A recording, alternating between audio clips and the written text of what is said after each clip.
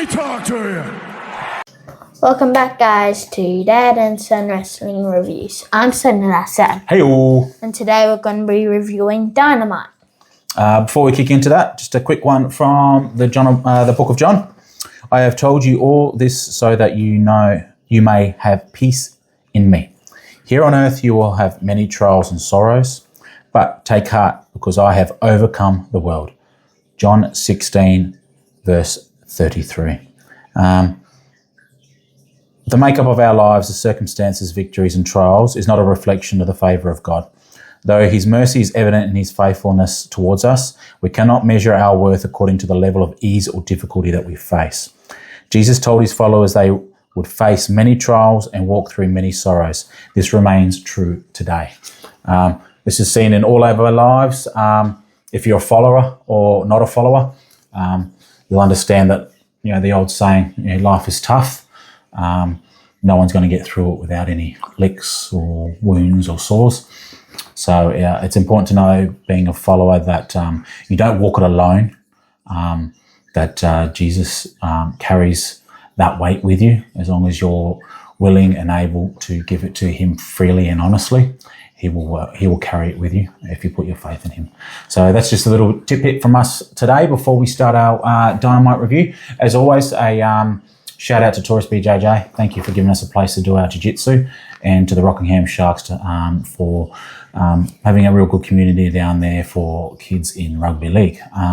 But on to Dynamite. What would you rate the show overall before we get kicking into it? 6-7. Yeah, as good as last week's, or? Good as last week. Yeah, we both feel that Dynamite is on quite a roll. We'll be honest, we're hit and miss when it comes to viewership of Collision. There's only so much professional wrestling we can fit into our week. And I understand that Collision is starting to become more must-see because they are linking the storylines a lot more within Collision, which they didn't do for a very long time. So we are trying to step up our game on that. We at least try to find out what happens on the show at the very least, but Dynamite's our biggest viewing ticket for AEW at the moment. How did the show start, buddy? It started with Kenny and Will Osprey backstage. Yeah, just more of this building on that story behind the push and pull that Will Osprey has when it comes to Kenny Omega and John Moxley. And it just bubbles away underneath the surface there, because you know that Moxley and Omega are at odds with each other and don't like the way each other go about it. And Will Osprey's sort of stuck in the middle pool between the two of them, isn't he? Yeah. Yeah, so I don't know which way it's going to go, but it keeps us intrigued. There's so many possibilities around it. So it's not just the, hey, who's going to turn type thing at the moment, because you never know. I can see Will Osprey turning, but I don't know if Will Osprey will turn, because he is the biggest babyface in the company, even with Kenny Omega with the belt. Even above Darby Allin these days, I'd say. I think Will Osprey is the biggest babyface that they have. Like so Cody Rhodes. He's probably even bigger than Cody Rhodes. In terms of babyfaceness, yeah. He is. Cody's more coming to heel. Yeah. So I don't know if you want to turn him, especially in front of his home crowd. So this is just a tidbit that they're going with. Maybe John Moxley is just using this way back to the title. Who knows? There's so many factors here. You got the Death Riders in the background still doing heelish stuff, even though Moxley might not be. So there's so many things to it. Hey? The Death Riders actually turning on those two. And then it's like the Death Riders versus the Death Riders and the Dogs versus Kenny Omega, Will Osprey, John Moxley, and the rest to have the Bang Bang Gang. Oh, okay, I could see it. You have almost like New Japan, almost that anyone that was in New Japan versus the Death Riders. Yeah. So yeah, I could see it. Where did we go from for that video package, mate? It led into Allen versus Nut. Darby Allin versus Kevin Knight. How would you rate the match, mate? 6-7. Who went over the top? Kevin Knight won, but it's like he just couldn't he couldn't beat Darby Allin without cheating.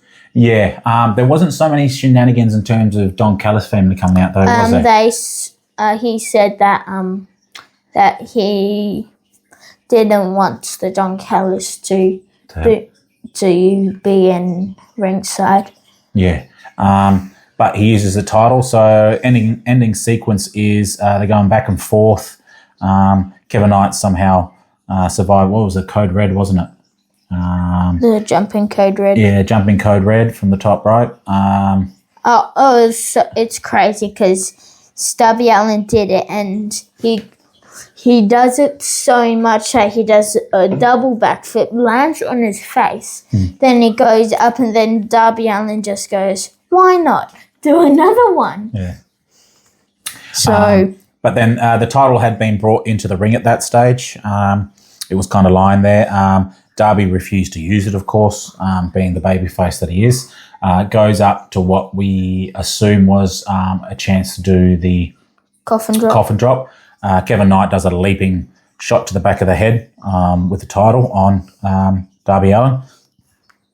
That then puts him down on the ground, and he goes up and does his UFO. He puts the title across him too, doesn't he? Across his midsection when he does the UFO. And that was Darby Allin when he was going to do the coffin drop onto his gut. But then he did that jumping, what is it called? Jumping kick thing. Oh, yeah. Like jump, doom. Yeah. So Kevin Knight retains, used the title to help. Then what happens after that, mate? Then it goes into the Don Callis family promo. Yeah, so they all come out, they kind of beat on Darby, kick him out of the ring, all that sort of stuff, and then there was heat with Carl Fletcher and Kevin Knight. Yeah, so they kind of trying to staunch each other out. Kevin Knight's trying to say, he's the he's trying to establish himself as the top dog in the Don Callis family, but I think Carl Fletcher believes he's that position. He's got an international title. They go back and forth on the mic a little bit. Get out of my ring. It's time for me to defend my title type thing. Oh, no, he's going to take out Bandito, him and PROTOKDA. But you see Okada in the background kind of just, he does those faces, doesn't he? Like he's like, oh, what are these young boys talking about? You know what I mean? I'm still the top dog here type thing. And he's going like, you two have my titles. Yeah. You just get this sense that Okada is going to line up Kyle Fletcher at some stage and take him out to get that title, especially if he gets past Bandito at Redemption. I think you could even run it as a three-way with Takeshita come all in, those three, because so I see that happening and being a spectacular match because Okada and Takeshita have that heat, and Okada wants the title that Fletcher now has. So it's like and this is the Don Callis family all falling apart,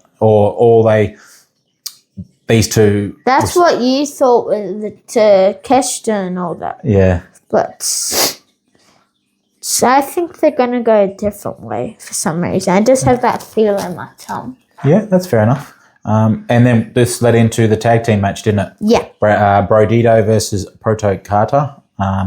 Who won, mate? BRODIDO won. Yep. What would you rate the match? 6-7, definitely. Very athletic match, spots everywhere, lots of tension between Bandito and Kyle Fletcher. They didn't really ramp up too many spots because obviously they got the match coming up, but quite a bit of dynamic there. We get an unfortunate situation where Okada essentially takes out Kyle Fletcher by accident. And it kind of looked like he went, I think I accidentally did that. Yeah, so he does that, I'm sorry.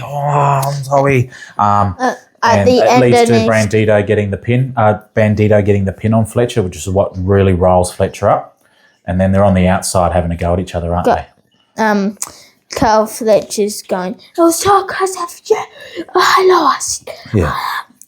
Yeah. So there's tension there. That's why I think something's coming that way for All In. I just don't because of that build.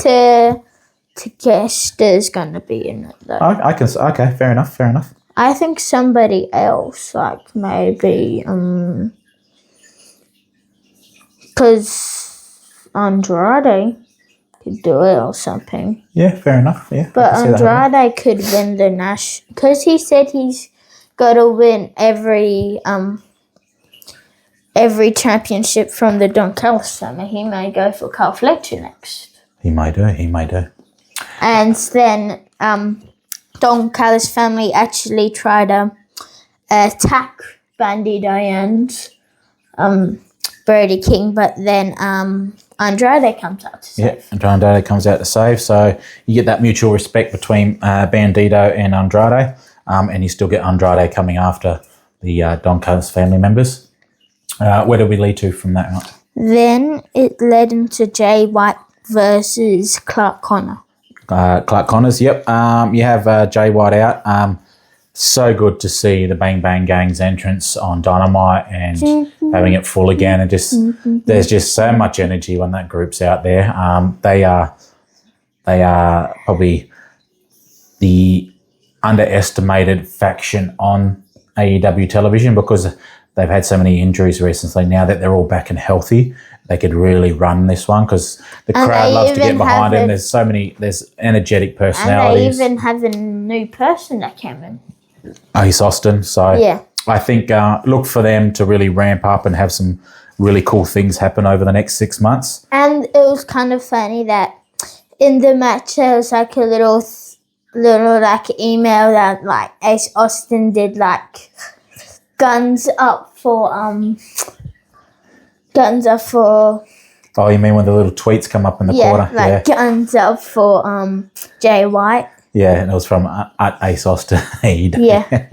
Yeah, it was a cool little touch and stuff like that. So, Jay White picks up the win. Competitive match. Clark Connors is a beast. He loves doing those running shoulder charges. They look mean as. Straight after the win, you have. He actually wins by what is it called? DQ. No, you're thinking of Raw. You SmackDown, which we'll get into another video. So he won by submission. Yes, he did. Yeah. Yeah, he won by submission. It's a kind of cool submission that he did. Yeah. It's like he was going for a spin. He kind of did like a guillotine with the arm. Yeah. Didn't you say it was nearly Yeah, it was like a Darce choke, but he had the bridge on it. So like a head and arm, but with a bridge. And you said he must have been doing some jiu-jitsu. Yeah, so it was interesting. New take to have a submission victory for him. Obviously introducing something new to do. Maybe he has to alter some of his wrestling style from his previous due to injuries and stuff. So adding a submission is probably something cool that he can do. Then we had David Finlay out real quick. Hits him with a shillelagh. That brings in the rest of the Bang Bang Gang to come to the rescue. Then Clark Connors tried to spear Jay White. Then Jay White got the what is it called? The Blade Runner. Yeah. Yeah. So we had the fight off from the Bang Bang. They stood tall in the ring. The Dogs were still on the outside. David Finlay really going off again at Jay White. So they're really building that David Finlay really despises Jay White. That's a throwback to the civil war that they had as he took over the Bullet Club before it fully dismantled, because there's no Bullet Club in New Japan anymore. What? No. I look forward to them eventually getting their single match out of the way. Maybe the Bullet Club comes back together. Yeah. Because you have what is his name? The ones Tala Tonga. Oh, yeah, with the A couple of boys that have been, Aloha. yeah, had been WWE released, yeah. Yeah, maybe they got I don't know. I don't know if you need to keep leaning on these Bullet Club type things. You've already got the Elite, you've got the Bang Bang Gang, you've got the War Dogs there. There's just already so many elements of the old even the Death Riders. different incarnations of the Bullet Club. I don't think you really need even another. the Death Riders. Yeah. So, but what happened after that, mate? Then it led into Tekla face to face. Yeah, so you had Mick Foley out, bang bang, crowd goes nuts for him. He does an on the ramp interview. Tekla's the first out. Tekla gets a few shots in at Mick Foley, and let's get this really over the top character and stuff like that. Yeah, like really annoying, all leathered up and stuff like she usually is. And she's got the woman's. Oh, they call it the Artist of Stardom. It's their trios tag championships. It's got the big. It's built like a big three stars type belt thing. Was overshadowed with the AEW title because the world title for both the women and the men is gigantic. Yeah, which is good. Yeah, it's obvious. It's great. You wanted to buy one of them. Yes, but when they came to Australia, it was impossible to get any merch. Unfortunately, they just didn't bring enough over. I don't think they realised the demand they were going to have. So Willow's out second. Willow's music gets the crowd popping. She's full of energy. They go back and forth on the mic. Willow essentially says, "Hey, it's her time. She's been injured. She's been there. She wants it." There's a story there with Willow versus Mercedes Moné, All In. They've gone to that well a couple of times, and there's a story to it. Don't know what the story would be if Tekla retains, so I suspect Willow wins it at Redemption to take on Moné, but who knows? I hope Tekla wins. Yeah, you could have Tekla. Either way, even if shenanigans ensue and you have a triple threat, who knows? But I think that would be good. And then it's like Tekla wasn't in the ring, so she couldn't stop the match. Yeah. There's heaps of ways you could go with it. And then Tekla gets her rematch, or Moné gets her rematch. The thing is, Moné is probably built as your biggest heel. No, even though Tekla's probably the biggest heel, working heel, Moné is sort of seen as this heel that's been at the top for so long. She's your biggest star in the company in terms of women. I think Tekla. So Willow's the baby, the homegrown baby face. So that's the story I see. So she isn't the top. Moné isn't like the top woman in AEW women's. Everybody knows it's Toni Storm. Yeah, but Toni Storm's probably not. Who knows when Toni Storm's back? So I think the biggest women's match you have at the moment, for me personally, I think is Willow versus Moné. There's a story to tell there. You can go back and forth, and then maybe there was some things that Tekla was actually getting cheered a lot. Yeah. You get good enough at being a heel, crowds will cheer you. We all know that. So that's a pro wrestling trope that seems to work very well. And that's what happened with Moné when she came back. Yeah. Everybody thought she was going to become a babyface, and it was Tekla. Yeah. So where do we go from this one? Then it led into the no DQ tag team match. Oh yeah, this one was brutal. Couple of the moves that were done to poor old Julia Hart made me cringe.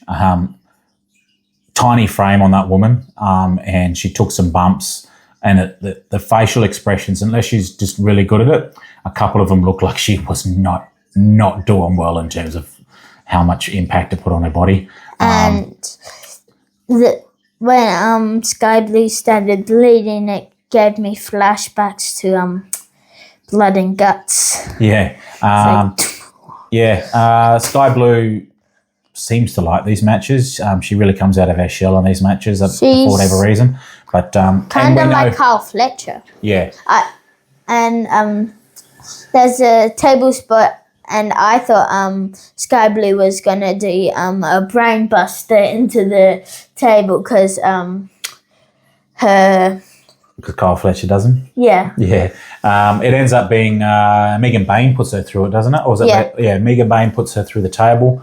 That results in her not coming back to help with the final sort of stuff. The Divine Dominion gets the win. They look strong. The Triangle of Madness girls, Sky Blue and Julia Hart, they took a beating, but they gave a few shots back too. It was a good. It was always the good.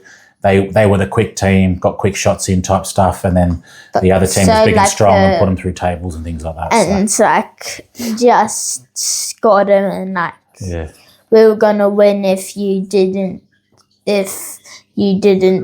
interfere with this and that and all that. Yeah. So the tag team champs retain.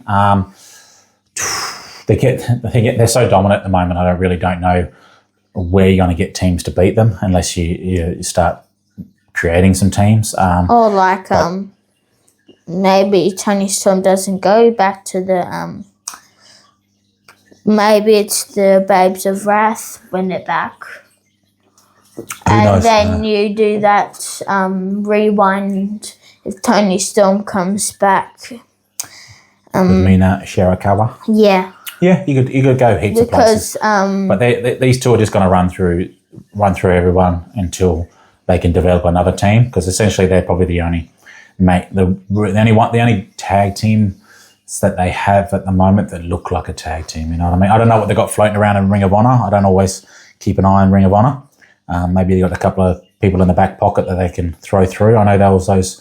What were they? The Renegade Twins or something like that. I don't know how well they're going, that they can run them up after they get some reps into them and stuff like that, but who knows? Didn't they just get squashed once? Yeah, so that's a problem. That's a problem when you squash teams sometimes. That's WWE's problem when they squash tag teams to make Oba look good. How you're supposed to... Like how he squashed the War... Yeah, he squashed the War Raiders, and then all of a sudden the War Raiders are supposed to be... They get repackaged and we're supposed to care about them all of a sudden. Being the AAA champs and all this sort of stuff, and Oba killed them off in like 30 seconds. So, but that's WWE. Another good thing of AEW is that they use local talent. Yeah, for their squash matches. Yeah. So it gets a good paycheck over to the people on the indies and stuff. Yeah. And where did we go after the tag match, mate? Then it led into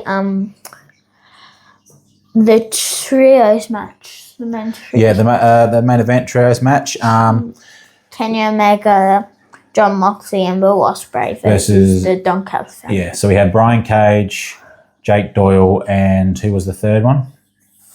Have a guess. Wait. I can't even remember. So, was it... It wasn't, what are they called? It wasn't Roppongi Vice? Yeah, it wasn't Lance Archer? Yeah. And was it, what's his name? The one that's with Jake Doyle. Mark Davis? Yeah. Was it him? Because I know it was like the big people. Oh no, it was Hechicero. That's who. Hechicero did some of his cool stuff, being the CML World Champion. He's held it for a while now. Great back and forth match. Hasn't he been injured for a while? I don't think so. I don't believe so. He's just been doing a lot on CML. Hechicero looked great in the match. So did Brian Cage. So did Jake Doyle. Yeah, Jake Doyle was mostly the one that actually was actually the best wrestler in the Don Callis family at the moment. You got the tension where there was a Willie tag, Woney tag between John Moxley and Omega that caused Will Osprey to get a bit of a beating for a while, and then they finally got on the same page. Turned around, got themselves the win. Kenny Omega gets the pin. Oh no, sorry, it was Will Osprey that gets the pin, wasn't he? Yeah. Yeah, Will Osprey gets the pin for the team. We then get a little bit of because Kenny Omega accidentally got John Moxley. Yeah. Then it was kind of tension, like, why did you do that and what? Yeah, and that caused the Young Bucks to come out, didn't it? Yeah, and then there was some push and shove and all that, and then the Young Bucks and John Moxley and Will Osprey ended up going off at each other. Yeah. Because they're actually having a tag match at Redemption, aren't they? Yeah. So that was announced during the show. So that ended in them coming to blows, which then Kenny Omega was trying to split everything up, obviously, and that led to the Don Callis family coming out and attacking. First, it was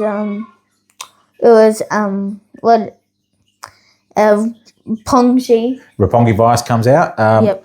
Kenny Omega gets rid of them as he's going to go V-trigger him and finally take him out properly. That leads to Kevin Knight flying over the top rope. They should have paused and just went like, I believe I can fly. Yeah, just flew over the top, hits him with the TNT title, takes him out, and you see him standing tall at the end of the show.